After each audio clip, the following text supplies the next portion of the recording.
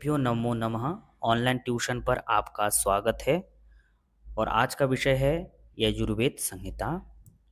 और वीडियो को पूरा अवश्य देखें, इससे आपको निश्चित ही लाभ होने वाला है।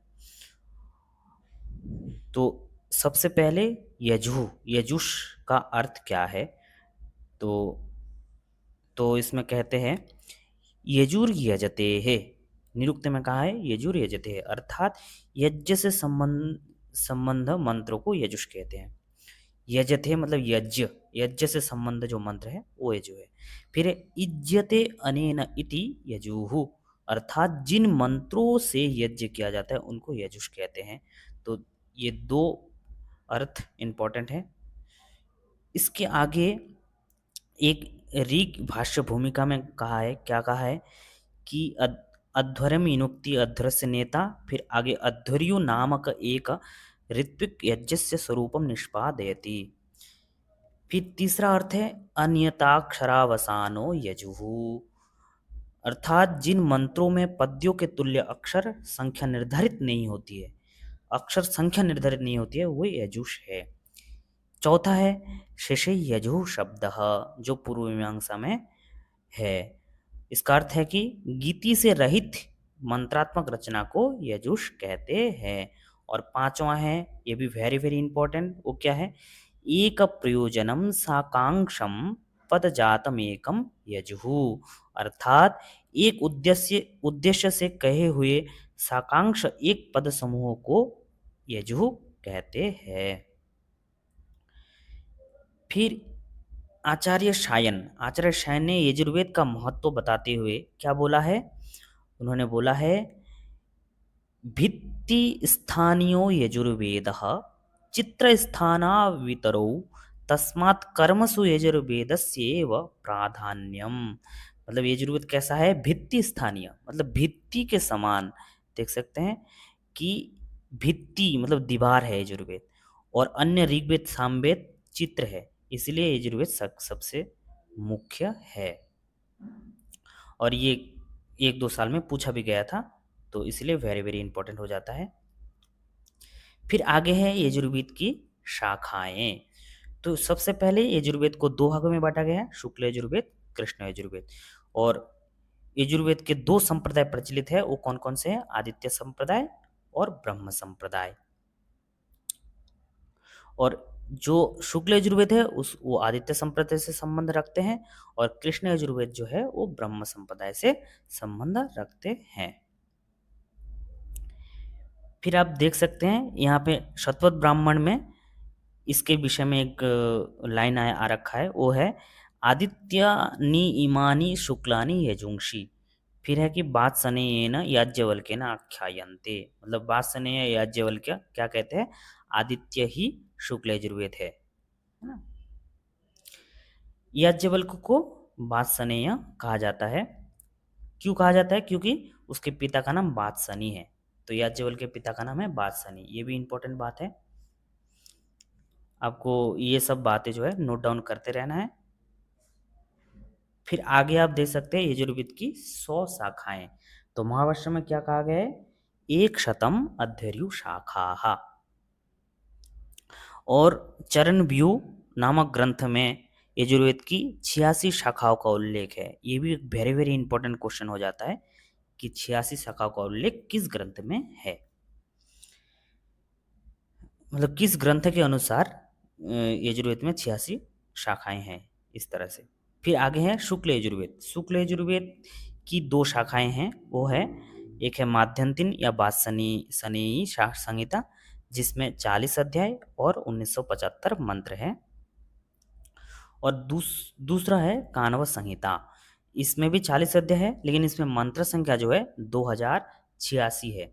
तो इस ये वात्सनीय संहिता से जो है 111 मंत्र अधिक है। तो 111 ये आप ध्यान रखिएगा, एक एक एक। फिर आगे जो है यजुर एक शताध्वकम, ये लाइन किसने कहा? षडगुरु शिष्य सर्वानुक्रमणी, मतलब षडगुरु शिष्य नामक आचार्य है जिनका ग्रंथ है सर्वानुक्रमणी। और उस ग्रंथ में जो है ये यजुर एक शताध्वकम जो वो लाइन है ये आ रखा है। फिर है शाखानाम तु शतम शते नाथ यजुर्वेदम अथा करोत, ये कुर्म पुराण में आ रखा है। तो ये भी एक वेरी वेरी इंपॉर्टेंट हो जाता है, मतलब शाखाओं के बारे में ही कहा है इसमें। फिर आगे चलते हैं। अभी जो हमने दो शाखाओं का उल्लेख, दो शाखाएं हमने अभी ऊपर पढ़े, तो उसमें से जो काणवा संहिता है उसका प्रसार महाराष्ट्र में है, और माध्यम दिन जिसको बादशाहनिया कहते हैं उसका प्रसार प्रसार उत्तर भारत में है।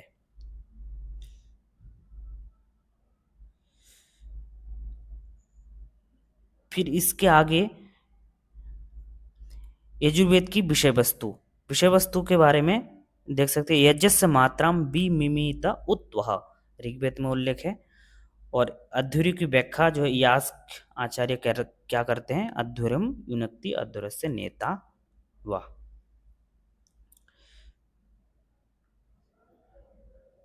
फिर इसके आगे भी आगे जो है इसमें कुछ अध्यायों के नाम है जो वेरी वेरी इंपॉर्टेंट है। जैसे ये शिव संकल्प उपनिषद, ये 34वां अध्याय है शुक्ल यजुर्वेद के, है ना। फिर 35वां अध्याय जो है पितृमेद का वर्णन करता है, ये भी इंपॉर्टेंट है। फिर वर्गीय नामक यज्ञ से संबंध जो है 36वां अध्याय है। फिर ईशो उपनिषद जो 40वां अध्याय है, ये भी इंपॉर्टेंट है।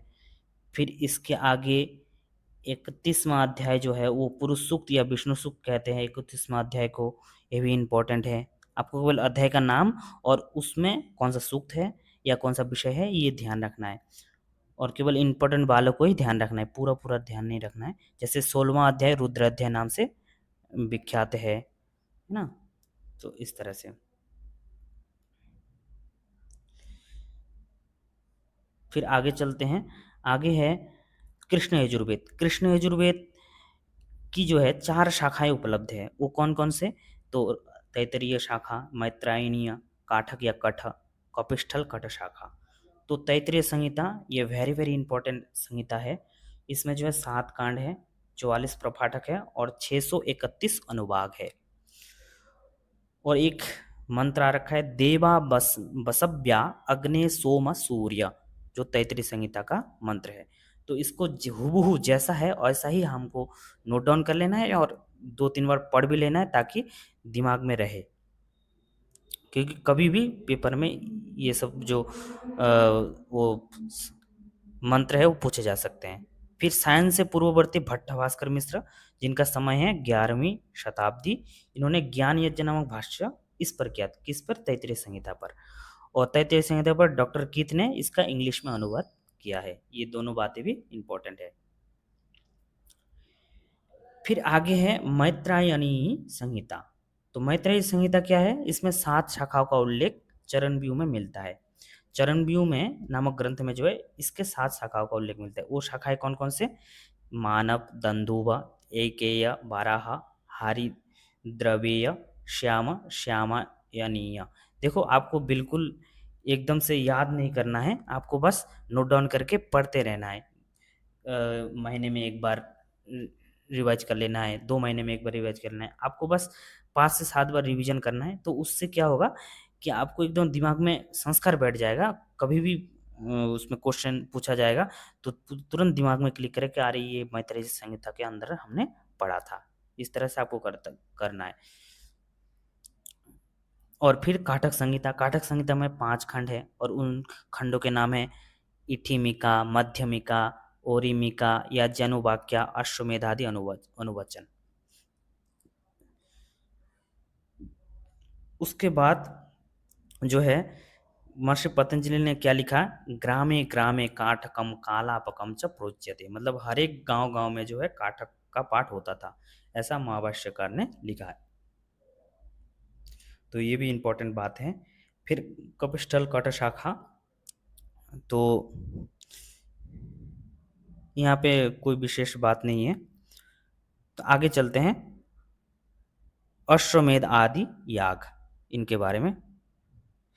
तो इसमें जो अश्वमेध है, नरमेध, सर्वमेध, तो इस सब में क्या है कि मेध शब्द का प्रयोग किन किन अर्थों में होता है, तो मेध, ये भी इंपॉर्टेंट है, मेध शब्द का प्रयोग उन्नति, प्रगति, तेजस्विता आदि के लिए प्रयोग होता था। फिर यजुर्वेद में मेध शब्द का प्रयोग अन्न के लिए भी हुआ है। फिर कुछ कुछ शतपथ, तैतृय आदि ब्राह्मण में मेध शब्द का प्रयोग अर्थ जो है घी, अन्न, भोज्य पदार्थ और पौष्टिक पदार्थ के लिए भी बताए गए हैं। फिर जौ, चावल, पुरोडाश को मेद बताया गया है, मतलब मेद का अर्थ जो है जौ, चावल, पुरोडाश भी होता है, तो ये आपको ध्यान रखना है। फिर आगे है यजुर्वेद का 30वां अध्याय जो पुरुषमेध कहलाता है, तो ये भी इम्पोर्टेंट है। फिर यजुर्वेद में एक वाक्य है जो वेरी वेरी इंपॉर्टेंट है, 4 वर्णों का वर्णन इसमें प्राप्त होता है, वो को क्या क्या देख लीजिए। ब्राह्मणे ब्राह्मणम, क्षत्राय राजन्यम, मरुद्भ्यो वैश्यम और तपसे शूद्रम। उसके बाद उसके बाद है यजुर्वेद के महत्वपूर्ण अध्याय, तो अध्याय हमने पूर्व में पढ़ ही रखा है, तो कुछ इंपॉर्टेंट वाक्य है, उन वाक्यों को हम पढ़ते हैं।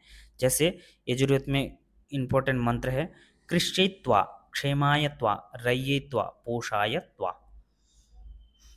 और फिर है महते जान राज्याय। फिर एक है विश्वभृतस्थ राष्ट्रदा राष्ट्रम अमुस्मे दत्ता। इन सब का कृष्यत्व मतलब कृषि करना चाहिए, क्षेमाय क्षेम, रई मतलब धन, धन बढ़ाना चाहिए, पोषण भरण पोषण करना चाहिए। तो इस तरह से इसमें राष्ट्र के बारे में वर्णन किया गया है जो यजुर्वेद में है। ये सब वाक्य आपको ये 2 बार 3 बार रिविजन करते रहना, क्योंकि अचानक से पूछेगा तो दिमाग में आ जाना चाहिए। फिर इसके आगे 31वां और 32वां, 31वां अध्याय तो पुरुष सूक्त है, हमने आप पहले पढ़ लिया, और इसी को विष्णु सूक्त भी कहते हैं। तो विष्णु सूक्त और पुरुष सूक्त एक ही बात है, आपको कन्फ्यूजन नहीं होना है। और इन सूक्तों को हम अलग से भी सिलेबस में लगा रखा है, तो उस सूक्तों को पंक्तिशः मंत्रशः पढ़ना है, तो तभी हम पढ़ेंगे। फिर शिव संकल्प सूत्र जो वेरी वेरी इंपॉर्टेंट है, ये भी हम जब सूक्त का अध्ययन होगा तो तभी हम पढ़ेंगे इसको। और ईशावास्य उपनिषद ये भी सिलेबस में लगा हुआ है, तो इसको भी हम जब इस उपनिषद को पढ़ेंगे अलग से, तो तभी हम इसको अच्छे से और पढ़ेंगे। फिर कुछ महत्वपूर्ण मंत्र हैं, तो जैसे आ ब्राह्मण ब्राह्मणो ब्रह्म वर्चसी जायताम, आ राष्ट्रे राजन्य शूरैषभ्यति व्याधि महारथो जायताम, दोग्ध्री धेनुर्वोढ़ा, इस तरह से पूरा है। एवं क्षमन कल्पताम, तो ये यजुर्वेद का है। ये सब मंत्र इसीलिए पढ़ने के लिए मैं कहता हूँ, क्योंकि क्योंकि ये सब जो है जितने भी यजुर्वेद में मंत्र है, उन सभी मंत्रों में से इन मतलब ये मंत्र बहुत ज़्यादा इम्पोर्टेंट है, बहुत ज़्यादा महत्वपूर्ण है, और तभी ये सब प्रसंग के अनुसार वर्णन किया गया है। और यही सब मंत्र जो है आजकल एक ट्रेंड चला हुआ है कि पेपर में 2 3 4 ऐसे करके प्रश्न पूछते ही पूछते हैं, तो इसीलिए इन सब वाक्यों को, मंत्रों को अच्छे से हमको ध्यान से पढ़ना है। जैसे कि ये है रुचम नु देहि ब्राह्मणेषु, रुचम राजसु नस्कृति, रुचम विश्येषु शूद्रेषु, मयि धेहि रुचा रुचम, है ना। तो ये यजुर्वेद में वर्णन है, तो ये भी इम्पोर्टेंट लाइन है। उसके बाद आप देख सकते हैं यतो यतः समीहसे ततो न अभयम कुरु, शम न कुरु प्रजाभ्यो अभयम न पशुभ्य, ये भी यजुर्वेद से लिया गया है। फिर फिर वयम राष्ट्र जागरियाम पुरोहिताः, ये भी यजुर्वेद से है। इस प्रकार अंत में है व्रत, व्रत का महत्व, वो क्या है, व्रतेन दीक्षाम आपनोति, दीक्षया आपनोति दक्षिणाम, दक्षिणा श्रद्धाम आपनोति, श्रद्धया सत्यम आप्यते, ये भी यजुर्वेद में है। और ये भी वेरी वेरी इंपॉर्टेंट है, इसको भी आपको नोट डाउन करना है। तो इस प्रकार आज की कक्षाएं यहीं तक है, और कोई सुझाव हो या विषय से संबंधित कोई बात, प्रश्न, जिज्ञासा हो तो अवश्य आप कमेंट करके बता सकते हैं। यहाँ तक जुड़े रहने के लिए आपका बहुत बहुत धन्यवाद। Subscribe for more videos. Thank you.